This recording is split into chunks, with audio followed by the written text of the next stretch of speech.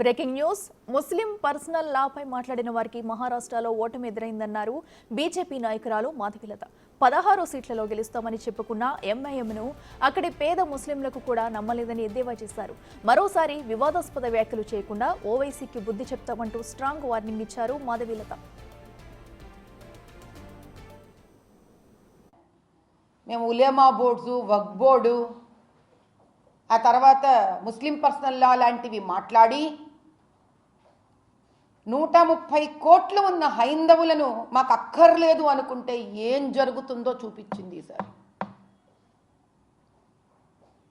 225 పైగా వాటిల్లో ఆధిక్యత రావాలంటే వాళ్ళ మీద భారతదేశంలో పుట్టిన ఒక పేద ముస్లింకు కూడా నమ్మకం లేదు. ఈరోజు ఎంఐఎం వాళ్ళు ఎగురుకుంటూ వెళ్ళారు 16 సీట్లలో గెలుస్తాము అని ఏదో చాలా పెద్ద పెద్ద మాటలు మాట్లాడారు. వీళ్ళు మీరు అల్లాహకు భయపడాలి, మోదీకి భయపడకూడదు అని. ధర్మంగా న్యాయంగా ఉన్నవాడు ఎవరినైనా ప్రేమిస్తాడు, భయపడడు. నువ్వు భయపడాలి ముందు అల్లాకి.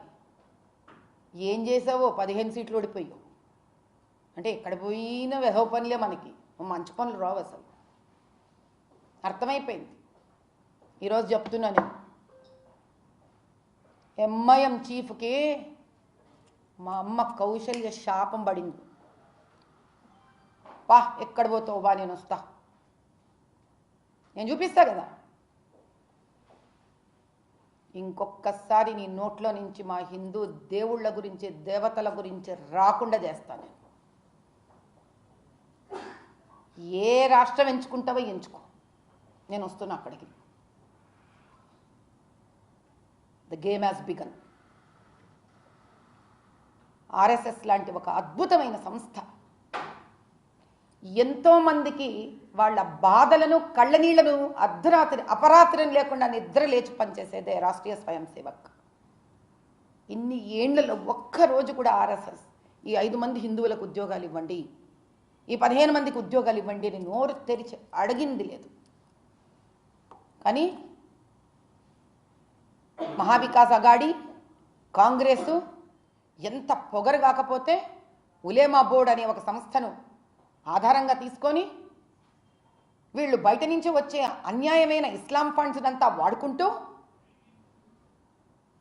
వీళ్ళు మహారాష్ట్ర గవర్నమెంట్ని మేము స్థాపిస్తాము, అందులో మేము పోలీస్ డిపార్ట్మెంట్లో ముస్లింలకు ఉద్యోగాలు ఇస్తాము, మళ్ళీ 10-15% ఎక్స్ట్రా చదువులో వీళ్ళకి రిజర్వేషన్లు ఇస్తాము అని మొత్తం వక్ఫ్ బోర్డు ఎక్కడెక్కడైతే మా భూములు అంటుందో అవన్నీ మేము ఇచ్చేస్తాము.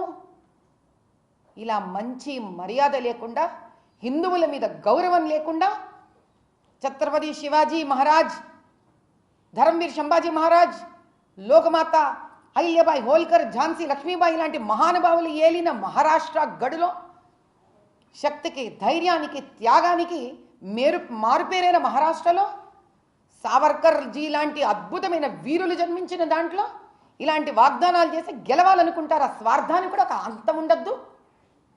అందుకే మహారాష్ట్ర చక్కటి జవాబు చెప్పింది, చాలా చక్కటి నానబెట్టి ఇచ్చింది మహారాష్ట్ర జవాబు వీళ్ళకి. అతి త్వరలో తెలంగాణలో కూడా మేమందరం